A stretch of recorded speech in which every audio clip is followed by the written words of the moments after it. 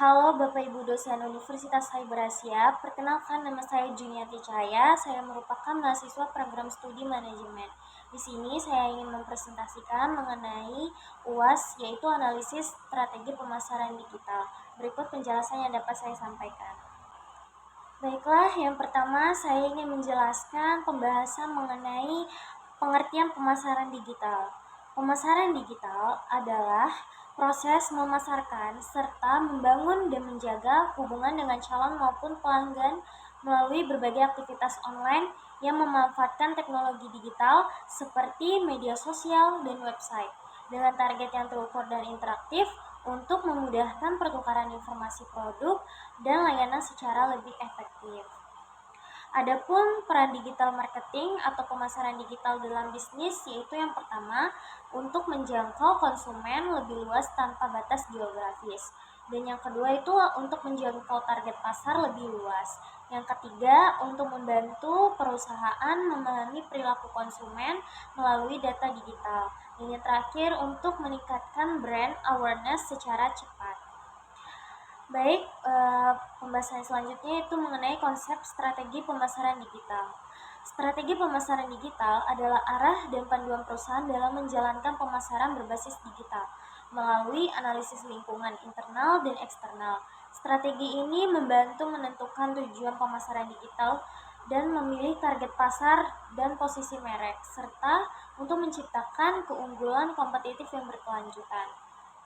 Adapun tujuan dari strategi pemasaran digital yaitu untuk meningkatkan kesadaran merek atau brand awareness. Yang kedua, untuk menjangkau target konsumen yang lebih luas. Yang ketiga, meningkatkan penjualan produk atau jasa.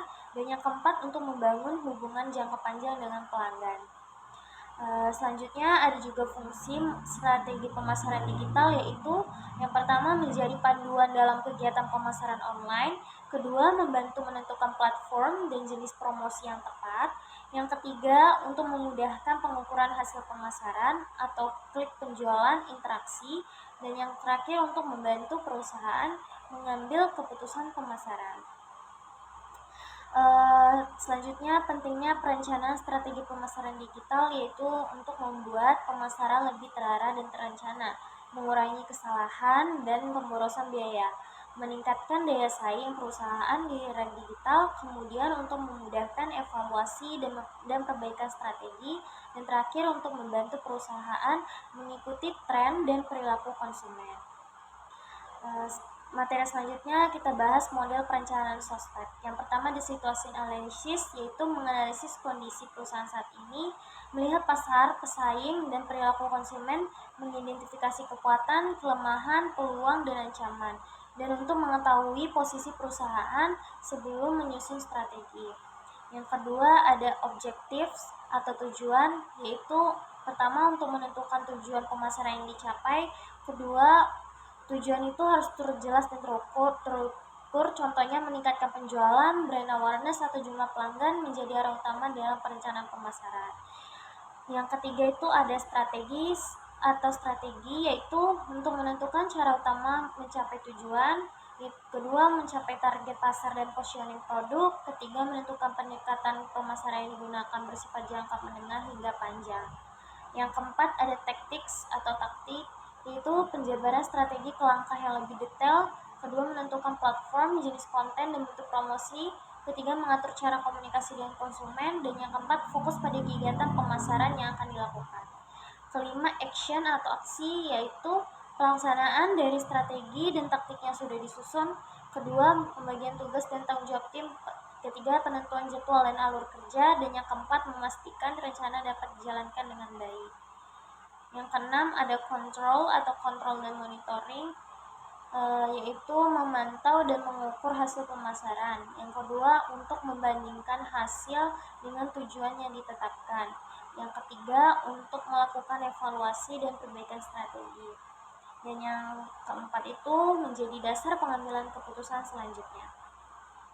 Baik, studi kasus yang saya ambil dalam perusahaan digital yaitu pemasaran digital Sosiola.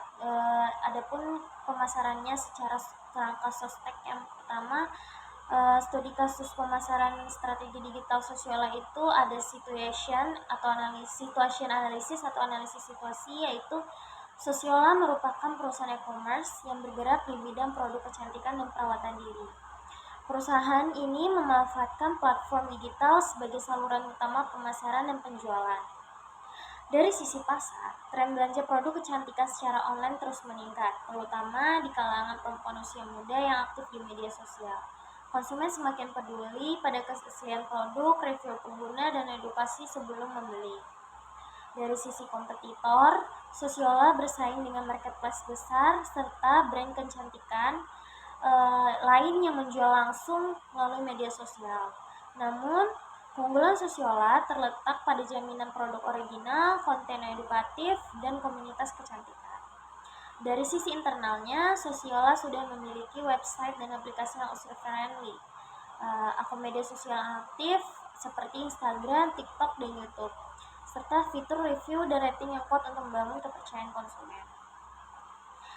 Kedua itu ada objektif atau tujuan, yaitu tujuan pemasaran digital Sosiola itu antara lain yang pertama untuk meningkatkan brand awareness, yang kedua untuk meningkatkan traffic website dan aplikasi, yang ketiga mendorong penjualan online, yang keempat membangun loyalitas pelanggan, yang kelima meningkatkan engagement media sosial.